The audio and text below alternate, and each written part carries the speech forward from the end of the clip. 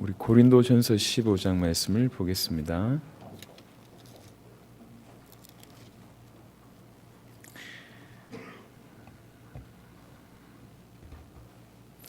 고린도전서 15장 12절로 19절입니다. 고린도전서 15장 12절로 19절입니다. 그리스도께서 죽은 자 가운데서 다시 살아나셨다 전파되었거늘 너희 중에서 어떤 사람들은 어찌하여 죽은 자 가운데서 부활이 없다 하느냐. 만일 죽은 자의 부활이 없으면 그리스도도 다시 살아나지 못하셨으리라. 그리스도께서 만일 다시 살아나지 못하셨으면 우리가 전파하는 것도 헛것이요 또 너희 믿음도 헛것이며 또 우리가 하나님의 거짓 증인으로 발견되리니 우리가 하나님이 그리스도를 다시 살리셨다고 증언하였음이라. 만일 죽은 자가 다시 살아나는 일이 없으면 하나님이 그리스도를 다시 살리지 아니하셨으리라. 만일 죽은 자가 다시 살아나는 일이 없으면 그리스도도 다시 살아나신 일이 없었을 테요. 그리스도께서 다시 살아나신 일이 없으면 너희의 믿음도 헛되고 너희가 여전히 죄 가운데 있을 것이요 또한 그리스도 안에서 잠자는 자도 망하였으리니 만일 그리스도 안에서 우리가 바라는 것이 다만 이 세상의 삶뿐이면 모든 사람 가운데 우리가 더욱 불쌍한 자이리라. 아멘. 예수님의 십자가와 부활 사건 이후에 지금까지 사단이 가장 많이 공격하는 교리라고 할 수 있는 것이 부활입니다. 예수님이 이 땅에 오셔서 십자가 지셨다라고 하는 것에 대해서는 대부분의 신학자들과 아니면 심지어는 불신자들과 이방 종교인들도 인정합니다. 그것은 역사이기 때문에요. 십자가의 비밀은 조금 더 오전에 좀 깊이 설명을 좀 하겠지만 이 십자가 사건에 대해서는 그닥 속된 말로 딴지를 많이 걸지 않습니다. 많이 어떻게 부인할 수 없는 사건이기 때문에 할 수가 없어요. 근데 유독 부활만큼은 그때부터 지금까지 계속 사단이 공격합니다. 그때도 성경에도 나왔지 않습니까? 부활이 아니다. 시체를 도둑질해 갔다. 아니다.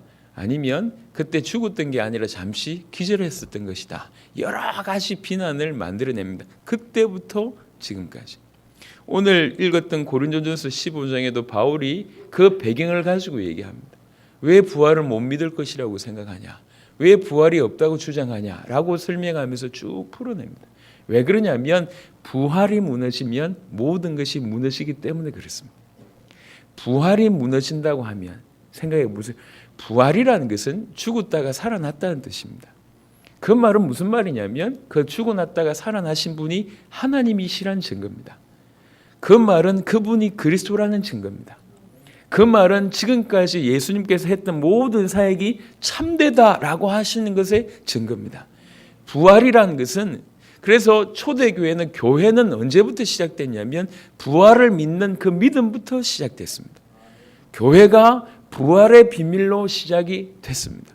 부활을 부정하거나 부활이라는 그 교리를 깨뜨리기 시작하면 기독교의 모든 것은 무너집니다. 오늘 조금 전에 고린도전서 15장에 바울도 그 얘기를 하고 있습니다. 만일 부활이 없다. 그럼 그리스도도 부활을 안 하셨을 거라고 얘기한다면 우리가 여전히 죄 가운데 있는 것이다. 왜 그러냐면 부활로 모든 것이 확정이 됩니다. 우리를 죄 가운데서 사단 가운데서 하나님과의 단절 가운데서 모든 부분들이 해결되는 확정되는 순간이 부활입니다. 그 부활이 없다고 얘기한다면 여전히 우리는 죄 가운데 있을 것이다라고 얘기를 하고 있는 것이죠. 오늘 그 얘기입니다. 그래서 계속 이 부활을 사단이 집요하게 공격하고 있습니다. 저는 일부분 그 사단의 공격이 참 안타깝게도 성공했다고 생각하고 있습니다. 왜 그러냐면 많은 불신자들이 부활을 안 믿는 건 당연합니다. 더 심각한 것은 신자들 중에도 이 부활을 믿지 않는 경우들이 많습니다. 왜 그러냐? 이거는 과학적으로 설명이 안 되거든요. 논리적으로 설명 안 됩니다. 부활했다라고 얘기하지만 실제 저 마음 깊은 곳에서는 그런 부분들이 없습니다. 또 또 부활을 인정한다고 하지만 사실은 이 부활이 전혀 우리 삶과는 상관없이 사는 많은 모습들이 있습니다. 그 사람들은 사실은 부활을 목격하지 못했거나 경험하지 못했거나 아니면 부활을 정확하게 믿지 않거나라고 하는 겁니다. 사단이 끊임없이 부활 교리를 공격할 뿐만 아니라 우리에게 부활 신앙을 공격합니다. 그래서 주님이 부활하셨다라고 얘기하지만 그 부활이 나와 상관이 없다라고 얘기한다면 그것은 그 부활이 본인하고 무관할 뿐만 아니라 부활을 참으로 믿지 않는 자의 모습입니다. 끊임없이 사단은 부활 교리와 부활 자체와 부활 신앙을 계속 공격을 해왔습니다. 그래서 오늘날 많은 사람들이 불신자들이 부활을 믿지 못하는 건 당연한 거고 신자들의 삶 가운데서도 부활 사실은 과학적으로 이해가 안 되기 때문에 어쩔 수 없이 고개는 끄덕이지만 안 믿는 사람, 안 믿는 기독교인들이 많고 또 믿노로 하지만 그 부활과 내가 전혀 상관없는 삶을 살고 있다면 이 사람은 은밀한 말로 부활을 믿지 않는 것입니다. 그 사단의 공격에 당한 것이죠. 부활 교리, 부활 자체, 부활 신앙에 공격하는 그 사단에게 넘어진 겁니다. 과연 주님이 부활하셨냐? 역사적으로도 이런 부분들을 인정할 수밖에 없는 일들이 많습니다. 그래서 이제 신학자들, 역사학자들이 주님의 부활을 인정할 수밖에 없는 역사적인 증거를 크게 세 가지 들고 있습니다. 이렇다 저렇다 많은 얘기가 할 수 있는데 부인할 수 없는 세 가지 증거, 그 얘기를 좀 해보도록 하겠습니다. 제일 먼저는 여러분들이 알듯이 예수님 십자가에 못 박혀 죽으셨을 때에 예수님을 쫓았던 12 사도를 비롯해서 예수님을 쫓았던 사람들의 그 상태를 한번 생각을 해보자고요. 이 사람들은 큰 충격을 받았습니다. 그리고 심지어는 아주 큰 절망 가운데 있게 됩니다. 자기 인생을 송두리째 던졌는데 메시아라고 생각을 했는데 메시아가 십자가에 못 박힌다라고 하는 이 일은 우리는 지금 너무나 당연하게 생각하지만 그분이 반드시 십자가에 못 박혀야 된다고 우리는 당연하게 생각하지만 적어도 유대인들의 배경에는 이것은 없는 일입니다. 메시아가 저주를 받을 수 있냐? 이거는 이게 매치가 안 되는 내용.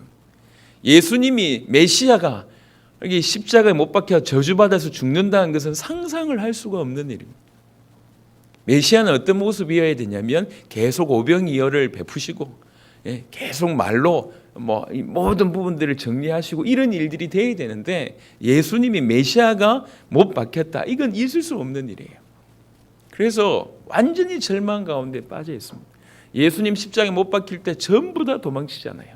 유명한 베드로도 그런 일을 했다는 것을 알고 있지 않습니까? 어느 정도로 무너져 있었냐면 예수님이 무덤 가운데 있을 때 그 무덤을 처음으로 찾아간 사람들도 제자들이 아니었습니다. 여자들이 찾아갔어요. 사도들은요 꼭꼭 숨어 있었다니까. 절망 가운데 빠져 있었을 뿐만 아니라 이제 예수님도 죽이고 예수 믿는 자도 죽이려고 하는 그런 시도가 그 공회 가운데 있었기 때문에 숨어서 철저하게 본인이 믿었던 모든 것들이 무너지고 본인의 모든 삶이 무너지고 본인의 미래를 그렸는데 그것도 무너지고 우리가 이 야고보 요한 같은 경우는 예수님의 오른쪽 왼쪽 이러면서 치맛바람까지 일으키면서 얘기했는데 그거 다 무너지고 지금 골방에 틀어박혀 앉아가지고 사람들이 수천 명씩 모여올 때나 막 그 사람들 앞에서 막 자리 정돈도 하고 질서를 얘기하기도 하고 앞에 서서 막 이렇게 하다가 지금 갑자기 예수님이 돌아가시고 난 이후에 이 사람들은 모든 것이 무너져 있었습니다. 환멸이라고 표현할 정도로 무너져 있었던 사람이 어느 날 180도로 바뀐 거예요. 어느 날 180도로 바뀌면서 이들의 모든 설교가 뭐냐면 그분이 부활하셨다라고 하는 것에 설교를 하기 시작합니다. 이것이 예수님의 부활을 입증하는 가장 큰 증거입니다. 완전히 실망 가운데 절망 가운데 환멸 가운데 빠져 있었던 그들이 어느 순간 일시적으로 한 명이 바뀐 것이 아니라 일시적으로 완전히 바뀌어서 그들의 설교 전체가 예수가 그리스도 되심을 그분이 부활하심을 증거하는 자로 바뀌어버렸습니다. 뭔가를 봤다는 거죠. 다른 말로 부활하신 주님을 보지 않으면 그런 일이 일어날 수가 없다는 겁니다. 이건 역사적인 증거입니다. 그래서 사도행전 2장에 보면 베드로의 설교도 자세하게 읽어보시면 예수님의 품격, 인성 얘기하지 않았습니다. 예수님이 이렇게 했던 수많은 행적 별로 얘기하지 않았습니다. 예수님이 얼마나 놀라운 교훈을 행하셨는가 얘기하지 않았습니다. 포인트는 뭐였냐? 그분이 부활하셨다. 이게 핵심이었어요. 이게 예수님 살아계실 때 예수님께서 이런 말을 했고, 이런 품성을 가지셨고, 이런 인격을 가지셨고, 이런 교훈적인 일을 하셨고, 이런 기적을 일으키고, 이런 기사를 일으키셨고, 이런 놀라운 일을, 그런 얘기를 하지 않았습니다. 메시지의 핵심이 뭐였냐? 그분이 부활하셨다. 너희가 십자가에 못 박은 그 예수를 우리 하나님이 주와 그리스도 되게 하셨다. 부활하셨다. 십자가에 못 박은 그 예수가 다시 살아나셨다라고 하는 것이 그들의 메시지였습니다. 이후에 사도 바울과 베드로의 모든 메시지의 초점은 뭐냐면 부활이었습니다. 사두개인과 바리새인들 앞에 섰을 때 바울이 하는 얘기예요. 내가 왜 붙잡혔냐? 붙잡힌 이유는 하나밖에 없다. 죽은 자의 부활을 얘기하기 때문에 내가 붙잡혔다라고 얘기하니까 사두개인들은 저 죽일 놈이네라고 얘기하고, 부활을 믿는 바리새인들은 저 사람 죄 없다 이렇게 얘기했잖아요. 처음부터 끝까지 내가 죽은 자의 부활을 전하기 때문에 고난을 받는다라고 얘기했습니다. 그게 바울의 자기 변론이었습니다. 왜 그러냐? 그 얘기만 했거든요. 로마서 10장에 보면 10장 9절 10절에 여러분 한번 찾아보겠습니다.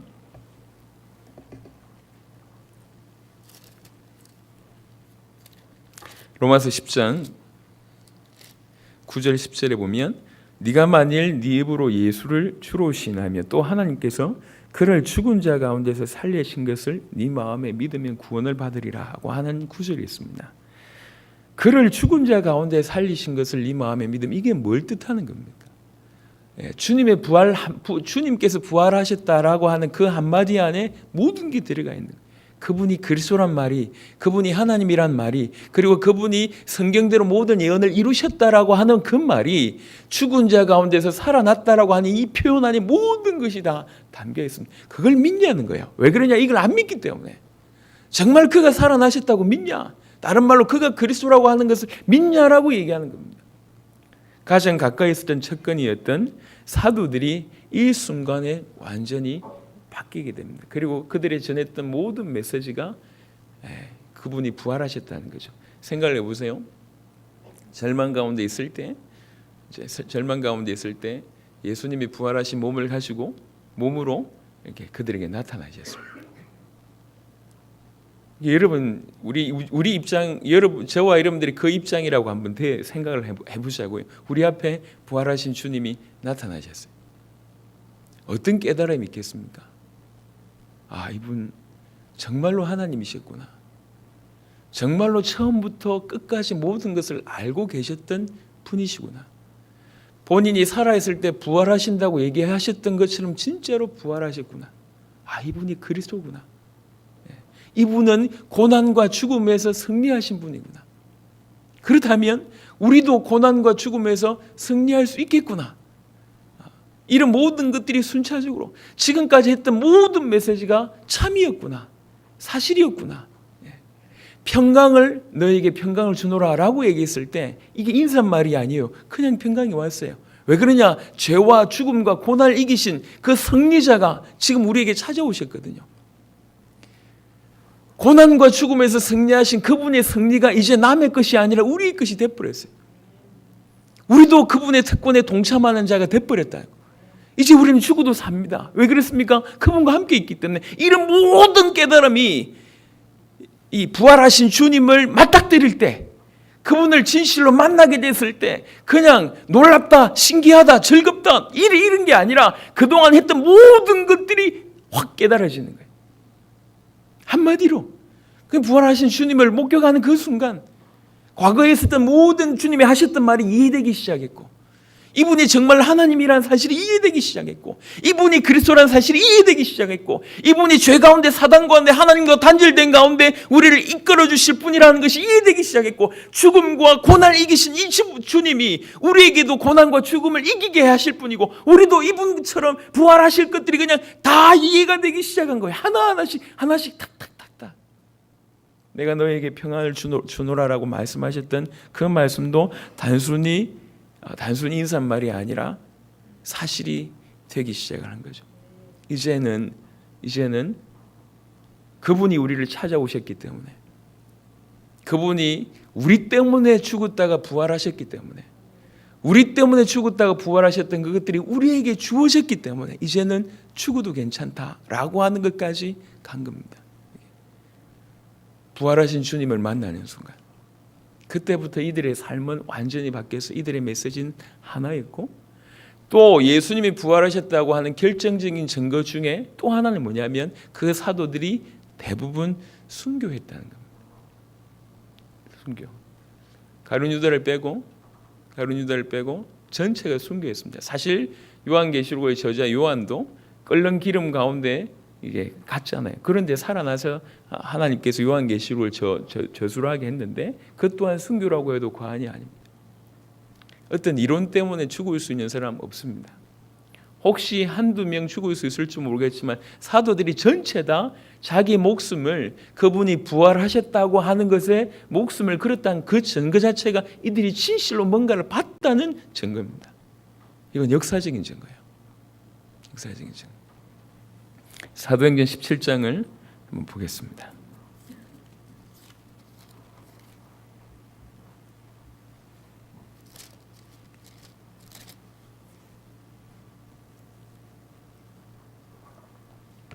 사도행전 17장 31절에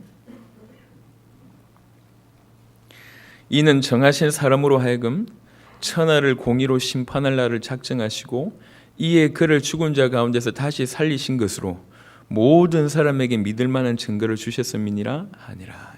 모든 사람이 믿을 만한 증거가 뭐냐? 가장 결정적인 증거가 뭐냐? 그가 죽었다가 살아나셨다. 이게 우리에게 있어서 가장 믿을 만한 증거라는 거죠. 부활이라는 것이 그와 같습니다. 신학자들과 역사학자들이 그분이 부활하셨다라고 하는 이걸 부인할 수 없는 결정적인 증거로 사도들의 메시지, 일순간에 바뀌어서 그들이 전한 메시지가 하나였다는 사실과 그들이 다 순교했다는 것과 그 다음에 또 하나는 뭐가 있냐면 도무지 바뀌지 않을 것 같은 철저한 회의론자였던 두 명의 회심입니다. 그 중에 한 명이 바울이고 한 명이 야고보입니다. 야고보는 여러 사람이 있지만 예수님의 제자들 중에 야고보, 요한이 있지만 특별히 야고보는 예수님의 형제 야고보, 이 형제 야고보의 회심이었습니다. 먼저 이 부분을 좀 찾아보겠습니다. 요한복음 7장에 보면 바울에 대해서는 여러분 너무 잘 아시니까요. 요한복음 7장 5절입니다. 요한복음 7장 5절에 보면 이는 그 형제들까지도 예수를 믿지 아니함이라 라고 얘기합니다. 이 형제, 그러니까 자기 형님이 메시아라고 하고 돌아다니니까 이 야고보가 도무지 그게 믿어지지 않는 겁니다. 그렇잖아요. 이해되잖아요. 제가 막 이렇게 돌아다닐 때 저희 동생이 별로 형 뭐하고 돌아다니는지 잘 몰라요. 제 동생도 그렇습니다. 저희 장모님도 제가 지금 뭐하고 있는지 몰라요. 장인들은 마찬가지고. 그럼 많이 돌아다니니까 조심해라 이런 얘기만 하시 뭘 하는지 모릅니다. 친척들 가장 사람일수록 모를 수 있습니다. 그렇죠? 형제들 중에 특별히 야고보 또한 그랬습니다. 믿지 않았습니다. 근데 믿지 않았는데 특별히 주님이 역사하십니다. 고린도전서 15장을 잠시 보시면 고린도전서 15장에 아주 그냥 보면 모를 만한 그런 구절이 하나 숨어 있습니다. 고린도전서 15장 4절부터 보면 장사 지낸 바 되셨다가 성경대로 사흘 만에 다시 살아나서 게바에게 보이시고 후에 12제자에게와 그 후에 500여 형제에게 일시에 보이셨나니 그 중에 지금까지는 대다수 살아있고 이 부분까지는 알잖아요. 어떤 사람들은 잠들었으며 그 후에 야고보에게 보이셨으며 그 후에 모든 사도에게와 맨 나중에 만삭되지 못하여 난 자 같은 내게도 보이셨느니라. 이 7절 8절에 등장한 두 명의 이름, 왜 이 두 명의 이름을 기록했을까요? 철저한 회의론자였기 때문에 그렇습니다. 바울이 그렇고 야고보가 그렇습니다. 이 야고보에게 주님이 나타나신 거예요. 이 야고보, 형제, 예수님의 형제 야고보입니다. 이 부활을 목격하고 나서 이 형제 야고보는 완전히 바뀌게 됩니다. 그래서 초대교회에 굉장히 큰 역할을 하게 되죠. 예수님의 제자 야고보, 요한 중에 야고보는 첫 번째 순교를 하게 됩니다. 하지만 또 다른 야고보라고 얘기할 수 있는 이 예수님의 형제 야고보는 초대교회의 기둥 같은 역할을 하게 됩니다. 성경 몇 구절을 보면 사도행전 15장. 사도행전 15장은 예루살렘에서 회의가 있었습니다. 이 이방인들에게 율법을 지키게 해야 되냐 말아야 되냐라고 하는 그런 회의가 있었을 때에 그때 그 모든 사도 바울의 사역을 듣고 사도 한 명이 일어나서 이제 정리를 하기 시작합니다. 15장 12절부터 보면 온 무리가 가만히 있어 바나바와 바울이 하나님께서 자기들로 말미암아 이방인 중에서 행하신 표적과 기사에 관하여 말하는 것을 듣더니 말을 마침에 야고보가 대답하여 이르되 형제들아 내 말을 들으라. 이 야고보는 이전에 사도행전에 이미 순교한 그 야고보가 아닙니다. 예수님의 형제 야고보입니다. 이 야고보가 일어나서 이제 정리를 쭉 하는 거죠. 이방인들의 목에 그거 매게 하지 말자. 갈라디아 1장을 보겠습니다.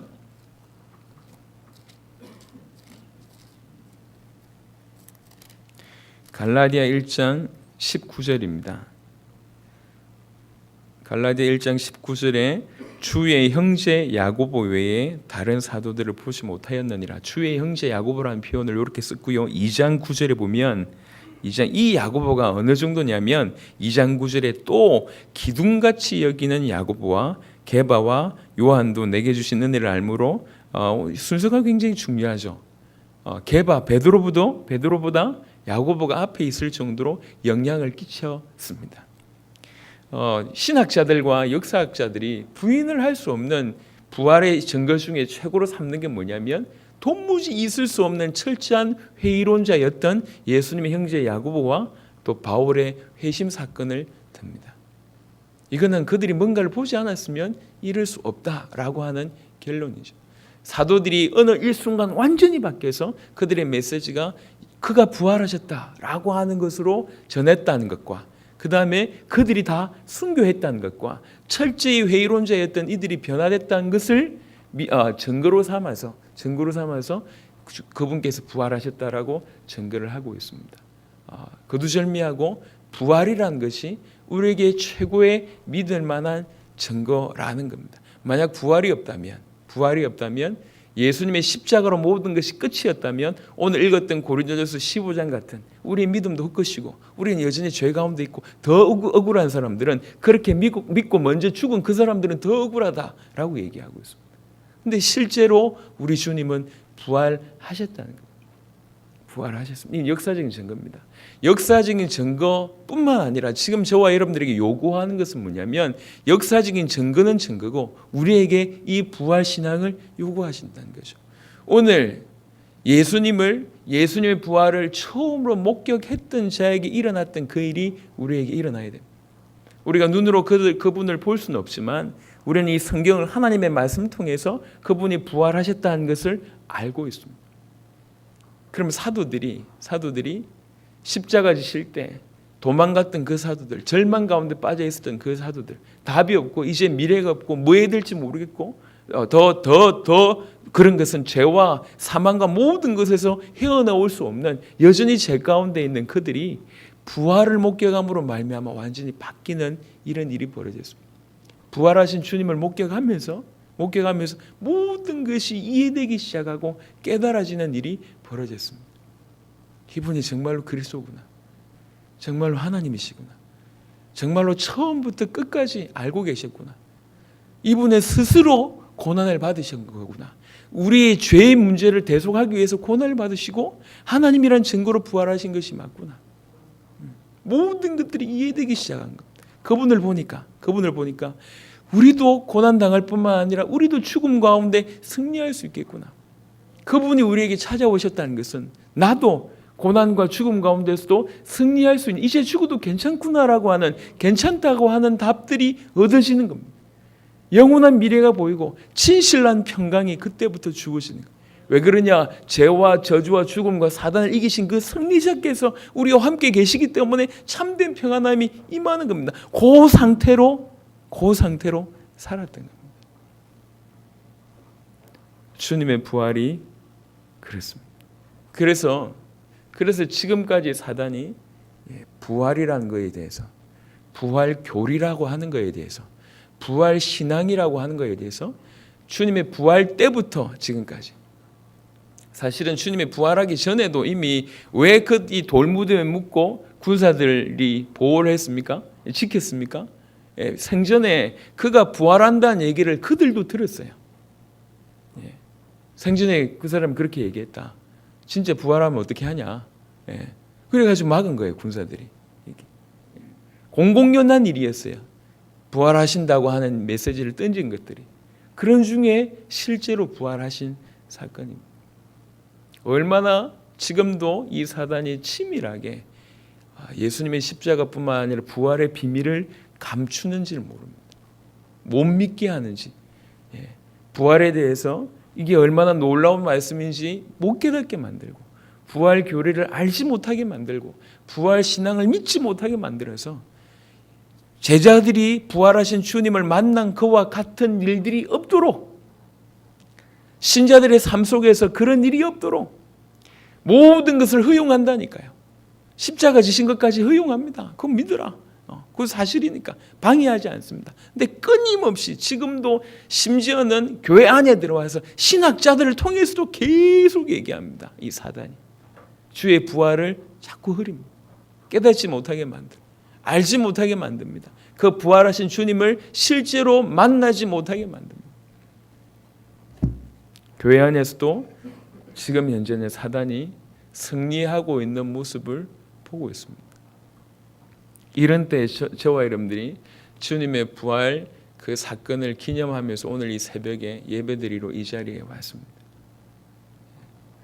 그것이 암만 역사적인 사건이라도 우리와 무관하다면 아무 소용이 없습니다. 무관할 뿐만 아니라 나를 위해서 죽으시고 나를 위해서 부활하시고 그리고 그분이 나를 찾아오셨습니다. 그게 중요한 거예요. 우리는 부활하신 주님을 목격했던 사도들에게 일어났던 그 수많은 깨달음들과 이해들과 그렇구나라고 하는 발견들과 주님이 부활하셨기 때문에 이제 우리 미래도 이제 죽어도 괜찮다고 할 정도의 어떤 미래도 저분과 같이 부활할 수밖에 없겠구나라고 하는 영원한 미래도 이 믿음으로 확신으로 그냥 다가오는 거예요. 아낌없이 죽음의 자리에 그들은 가게 됩니다. 죽음을 부끄러워하지 아니하였고 아낌없이 자기의 죽음을 하나님의 제단 앞에 내놓는 일이 벌어졌습니다. 언제 그런 일이 벌어졌냐? 부활하신 주님을 인격적으로 만날 때. 여러분, 이론은 도움될 뿐입니다. 하지만 이론으로 바뀔 수가 없습니다. 사실로 만나야 됩니다. 주님의 부활은 역사였습니다. 역사적인 증거입니다. 주님의 부활은 그때의 한 사건이 아니라 지금도 계속 진행되고 있는 현재형으로 우리가 받아들여야 돼요. 부활하신 주님을 지금 우리는 현재 입장에서 그분을 만나야 돼요. 부활하신 주님을 만나게 될 때 비로소 하나하나씩 이해되어지고 깨달아지고 확신 가운데 서게 되고 우리의 메시지가 바뀔 수밖에 없습니다. 오늘 교회 가운데서 적어도 이 부활에 관해서는 사단이 승리하고 있는 것 같습니다. 우리의 책임 아니면 우리의 위치 너무 중요하다고 개인적으로 생각합니다. 말씀을 마무리하도록 하겠습니다. 주님의 부활은 그리스도라고 하는 결정적인 증거고 우리를 구원할 수 있는 확정입니다. 확정. 주의 부활이 없다면 모든 것이 무너집니다. 모든 것이 무너지는 것이 주의 부활에 관련되어 있습니다. 그래서 사단이 집중적으로 공격합니다. 근데 우리는 이 부활에 대해서 어느 정도 심각하게 생각하고 있고 경험했는지에 대해서는 우리가 한번 물어보셔야 돼요. 사단이 이것이 중요하다는 걸 알고 2000년 동안 공격하고 있는 상황입니다. 그래서 대부분 이 부활의 신앙에서 많은 사람들이 물러가 있습니다. 넘어져 있다니까. 그냥 이론 아니면 한 번쯤 은혜 받았던 말씀 이 정도로 머물러 있습니다. 그 정도로 머물러 있다면 그 어떤 것도 진행되지 못합니다. 주님의 부활 정말 부탁드리고 소원하는 바 예수님의 제자들이 그 주님의 부활하신 주님을 탁 맞닥뜨렸을 때 일어났던 그 일이 그 일이 우리에게 일어나야 된다는 거죠. 사실적으로 육신으로는 오실 이유가 없습니다. 육신으로 오시면 끝입니다. 주님의 임재 다시 오시면 끝이기 때문에 그때는 기회가 없어요. 지금 하나님이 주신 이 하나님의 말씀으로 우리는 그와 같은 경험 내지는 체험 내지는 인격적인 부활하신 주님을 인격적으로 만나는 그 일이 반드시 일어나야 됩니다. 특별히 주일은 주의 부활을 기념하는 날입니다. 그중에 부활절이 날짜를 따져보니까 이 날이겠다라고 판단돼서 기념할 뿐입니다. 하지만 우리는 매주 주일을 지키고 있습니다. 매주 주의 부활을 기념한다는 뜻이죠.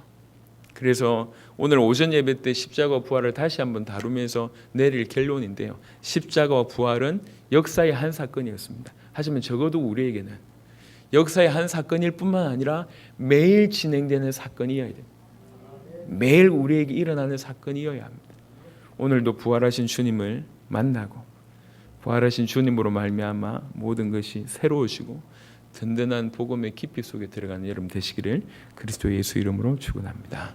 살아계신 주님 감사합니다.